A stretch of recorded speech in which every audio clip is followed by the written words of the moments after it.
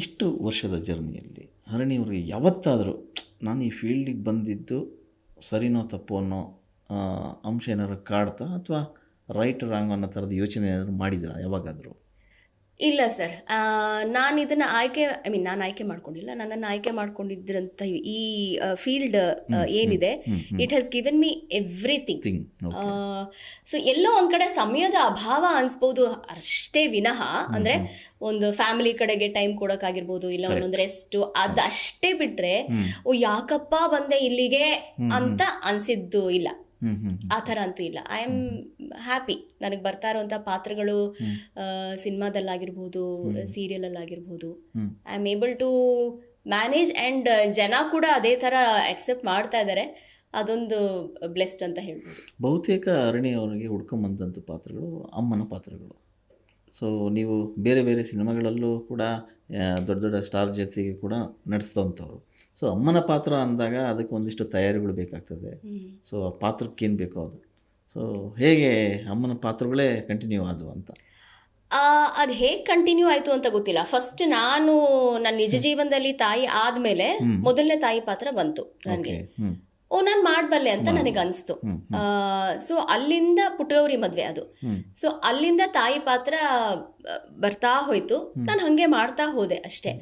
And ಇನ್ನೊಂದು ಏನಂದರೆ, ತಾಯಿ ಪಾತ್ರನೇ ಕೊಡ್ತಾರೆ, ಯಾಕೆ ಅಂತ ನನಗೂ ಗೊತ್ತಿಲ್ಲ. ಮೋಸ್ಟ್ಲಿ ದಟ್ ಈಸ್ ಅಕ್ಸೆಪ್ಟೆಡ್ ಅಂತ ಅನ್ಸುತ್ತೆ. ಎಲ್ಲ ಕಡೆ ಜನರಿಗೂ ಹತ್ರ ಆಗಿರುವಂಥ ಪಾತ್ರ ಇರಬಹುದು ಏನೋ. ಹಾಗಾಗಿ ತಾಯಿ ಪಾತ್ರನೇ ಹೆಚ್ಚಾಗಿ ನನಗೆ ಕೊಡ್ತಾರೆ. And I am happy. But ಹಾಗಂತ ಬೇರೆ ಪಾತ್ರ ಮಾಡಕ್ಕೆ ಇಷ್ಟ ಇಲ್ಲ ಅಂತ ಆಫ್ ಕೋರ್ಸ್ ಅದನ್ನು ಕೂಡ ಬ್ರ್ಯಾಂಡ್ ಮಾಡಿಬಿಡ್ತಾರೆ. ಯಾರೋ ಒಬ್ಬರಿಗೆ ಏನೋ ಪೊಲೀಸ್ ಆಫೀಸರ್ ಪಾತ್ರ ಅಂದ್ರೆ ಅದು ಕಂಟಿನ್ಯೂ ಆಗಿರುತ್ತೆ. ಹಾಗೆ ಅಮ್ಮ ಅಂದ ತಕ್ಷಣ ಅರಣಿ ನೆನಪಾಗ್ಬಿಡ್ತಾರೆ ಇಂಡಸ್ಟ್ರಿನಲ್ಲಿ. ಅದೊಂದು ಖುಷಿ ಇದೆ. ಎಸ್, ಅಮ್ಮ ಅನ್ನೋ ಸ್ಥಾನಕ್ಕೆ ನಾನು ನೆನಪಾಗ್ತೀನಲ್ಲ ಅನ್ನೋದೊಂದು ಖುಷಿ ಇದೆ. ಎಲ್ರಿಗೂ ತಾಯಿ ಆಗೋದಿದೆಯಲ್ಲ, ಕರೆಕ್ಟ್ ದೊಡ್ಡ. ಈ ಜರ್ನಿಯಲ್ಲಿ ತುಂಬ ನನಗೆ ಪಾಪ್ಯುಲಾರಿಟಿ ತಂದು ಕೊಟ್ಟಂಥ ಒಂದು ಪಾತ್ರ ಅಂದರೆ, ನನಗೆ ಆ ಪಾತ್ರದಿಂದ ಸರ್ ನನಗೆ ಬೇರೆಯೇ ನೆಕ್ಸ್ಟ್ ಲೆವೆಲ್ ನನಗೆ ಅವಕಾಶಗಳನ್ನು ಮೀನ್ಸ್ ಜನ ನನಗೆ ಗುರ್ಸೋಕ್ಕೆ ಶುರು ಮಾಡಿದ್ರು. ಪುಟ್ಟಗೌರಿ ಮದುವೆ ಸೀರಿಯಲ್. ಓಕೆ. ಅದರಲ್ಲಿ ತಾಯಿ ಪಾತ್ರ ತುಂಬ ಅದು ಹೆಂಗಿತ್ತು ಅಂದರೆ, ಒಂದು 80 ಎಪಿಸೋಡ್ಗೋ 150 ಎಪಿಸೋಡಿಗೋ ಏನೋ ಆ ಪಾತ್ರ ಎಂಡ್ ಆಗಬೇಕು ಅಂತಿತ್ತು. ಯಾಕಂದರೆ ಅದು ಹಿಂದಿ ರೀಮೇಕ್ ಆಗಿತ್ತು. ಬಟ್ ಅದರಲ್ಲಿ ಆ ಟ್ರ್ಯಾಕ್ ತುಂಬ ಚೆನ್ನಾಗಿ ಹೋಯಿತು. ಆದ ಕಾರಣ ಸುಮಾರು 1000 ಎಪಿಸೋಡ್ವರೆಗೂ ನಮ್ಮ ಪಾತ್ರ ಬಂತು. ಆ ಪಾತ್ರ ಯಾವಾಗ ಸಾಯಬೇಕು ಅಂತಿತ್ತು ಅದಕ್ಕಿಂತ ಇನ್ನೂ ಹೆಚ್ಚಿನ ಕಾಲ ಆ ಪಾತ್ರ ಜೀವಿಸ್ತು. ಸತ್ ಮೇಲೂ ಕೂಡ ಹೆಂಗಿತ್ತು ಅಂದರೆ, ನಾನು ಸತ್ತಿದ್ದು 1 ವಾರ ತೋರಿಸಿದ್ರು. ಆ ಪಾತ್ರ ಸತ್ತಿದ್ದನ್ನ 1 ವಾರ ಟಿವಿಲಿ ಬಂತು. ಅಂದರೆ ಅದು ಎಲ್ಲ ಶಾಸ್ತ್ರನೂ ಮಾಡಿದ್ರು ಅದರಲ್ಲಿ. ಸೊ ಒಂಥರ ಲಿಟ್ರಲಿ ನನಗೆ ನಾನು ಸತ್ತರೆ ಹಿಂಗಿರತ್ತೆ, ಇಷ್ಟು ಜನ ಅಳ್ತಾರೆ, ಇಷ್ಟು ಜನ ನೋಡ್ತಾರೆ, ಆ ಇಮ್ಯಾಜಿನೇಷನ್ ಅಲ್ಲಿ ಇದ್ರಿ ನೀವು ಅಂತ ನನಗೆ ರಿಯಾಲಿಟಿಗೆ ಹತ್ತಿರವಾದಂಥ ಪಾತ್ರ. ಹಾಗಾಗಿ ಎಲ್ಲರೂ ಅದನ್ನು ಪಾತ್ರ ಇಷ್ಟಪಡ್ತಾರೆ. ಈ ಸಿನಿಮಾ ಅಂತ ಬಂದಾಗ ಸಿನಿಮಾದಲ್ಲೂ ಕೂಡ ಒಂದು ಕಾಡುವಂಥ ಪಾತ್ರ ಅಥವಾ ನೋಡುವಂಥ ಪಾತ್ರ ಇರುತ್ತೆ.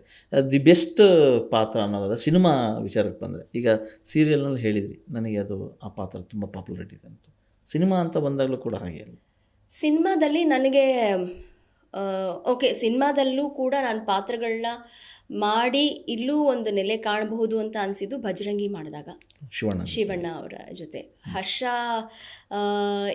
ಈ ಒಂದು ಆಪರ್ಚುನಿಟಿ ಕೊಡಲಿಲ್ಲ ಅಂದಿದ್ರೆ ಪ್ರಾಯಶಃ ನಾನು ಸಿನಿಮಾದಲ್ಲಿ ಮುಂದುವರಿತಿದ್ನೋ ಇಲ್ವೋ ಗೊತ್ತಿಲ್ಲ. ಓಕೆ, ಸಿನಿಮಾನೂ ಹರಿಣಿ ಮಾಡಬಲ್ಲಳು ಅಂತ ಅನಿಸಿದ್ದು ಅಲ್ಲಿಂದ. ಅದಾದ್ಮೇಲಿಂದ ಸಾಕಷ್ಟು ಸಿನಿಮಾಗಳು ಬಂತು ಆ್ಯಂಡ್ ಒಳ್ಳೊಳ್ಳೆ ಪಾತ್ರಗಳು ಬಂತು. ಈಗ ತಾಯಿ ಅಂದರೆ ಒಂದೇ ಥರ ತಾಯಿ ಇರಲಿಲ್ಲ ನಾನು ಮಾಡಿರೋ ಇದರಲ್ಲೂ, ಬೇರೆ ಬೇರೆ ಶೇಡ್ಸ್ ಇತ್ತು.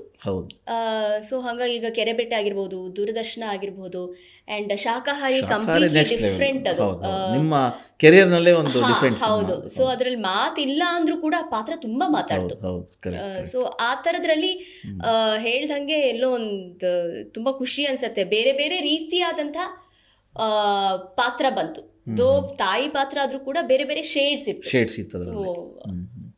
ಎಸ್ ಮೇಡಮ್, ಈಗ ಒಂದು ಇದರಲ್ಲಿ ಕೆಲಸ ಮಾಡುವಾಗ, ಒಂದು ಫೀಲ್ಡಲ್ಲಿ ಕೆಲಸ ಮಾಡುವಾಗ ಒಂದಷ್ಟು ಇಷ್ಟದ ವ್ಯಕ್ತಿಗಳು ಅವರೇ ಇರ್ತಾರೆ.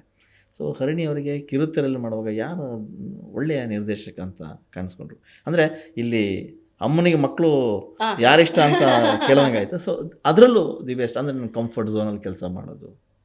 ಅಂದರೆ ಈಗ ಪಾತ್ರಕ್ಕೆ ತುಂಬ ಹೆಸರು ತಂದ್ಕೊಟ್ಟಂತಹ ಪಾತ್ರಗಳಲ್ಲಿ ನನಗೆ ಟಿ ಎನ್ ಸೀತಾರಾಮ್ ಅವರ ಮಿಂಚು ಕಾತ್ಯಾಯಿನಿ, ಪುಟ್ಟಗೌರಿ ರಾಮ್ಜಿ ಅವರ ಇದು ಭಾಗ್ಯ, ಮಿಥುನ ರಾಶಿಯ ಗಿರಿಜಾ ವಿನೋದ್ ದೊಂಡಾಳೆ ಅವರ ನಿರ್ದೇಶನ, ಅದು ತುಂಬ ಒಂಥರ ತುಂಬ ಕಂಫರ್ಟ್ ಅಂತ ಅನಿಸ್ತು ನನಗೆ.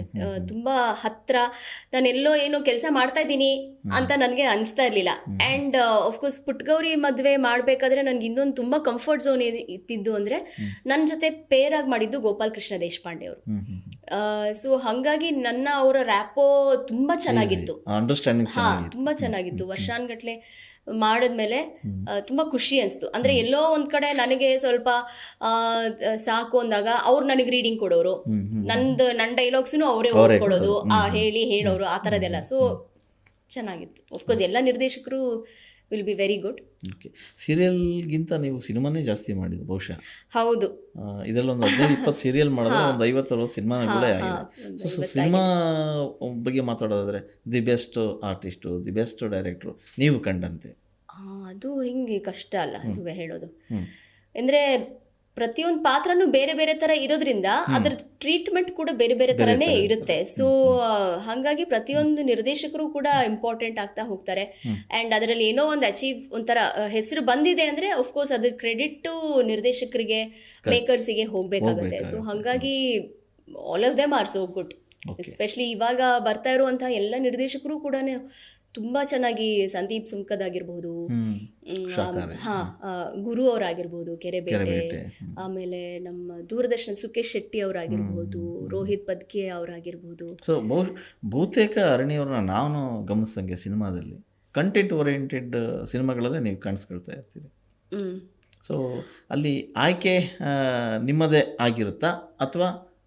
ನಾನು ಒಂದು ಪಾತ್ರ ಬಂದಾಗ ನಾನು ನೋಡೋದು ಇಷ್ಟೇ ಸರ್, ಆಯ್ಕೆ ಅನ್ನೋದಕ್ಕಿಂತ ಆ ಪಾತ್ರ ಆ ಕಥೆಗೆ ಏನು ಮಾಡತ್ತೆ, ಆ ಪಾತ್ರದಿಂದ ಕಥೆ ನಾನು ಸೂಕ್ತನ, ನಾನು ಸೂಕ್ತನ, ನಾನು ಅನ್ನೋದಕ್ಕಿಂತ ಆ ಪಾತ್ರ ವ್ಯಾಲ್ಯೂ ಆ್ಯಡ್ ಮಾಡತ್ತಾ ಆ ಕಥೆಗೆ, ಕಾಂಟೆಂಟಿಗೆ, ಇಸ್ ಇಟ್ ಆ್ಯಡಿಂಗ್ ವ್ಯಾಲ್ಯೂ? ಹಂಗಿದ್ರೆ ಆ ಪಾತ್ರ ಏನೋ ಮಾಡ್ತಿದೆ ಅಂತ ಅರ್ಥ. ಅದು ಬಿಟ್ಟು ನೀವು ಇವ್ರ ತಾಯಿ, ಇವ್ರ ಹೆಂಡತಿ ಅನ್ನೋದಕ್ಕಿಂತ ಓಕೆ ಇವ್ರ ತಾಯಿ ಇವ್ರ ಹೆಂಡತಿ ಸರಿ, ಈ ತಾಯಿ ಹೆಂಡತಿ ಅಲ್ಲಿ ಏನ್ ಮಾಡ್ತಾರೆ ಅದು ಇಂಪಾರ್ಟೆಂಟ್ ಆಗುತ್ತೆ ನನಗೆ. ಈಗ ಶಾಕಾಹಾರಿಲಿ ಮಾತೇ ಇರಲಿಲ್ಲ, ಬಟ್ ಆ ಪಾತ್ರ ಏನು ಮಾಡ್ತು, ತುಂಬ ವ್ಯಾಲ್ಯೂ ಆ್ಯಡ್ ಮಾಡ್ತು ಕಥೆಗೆ, ಅದೇ ಒಂದು ಟ್ರ್ಯಾಕ್ ಇತ್ತು. ಸೊ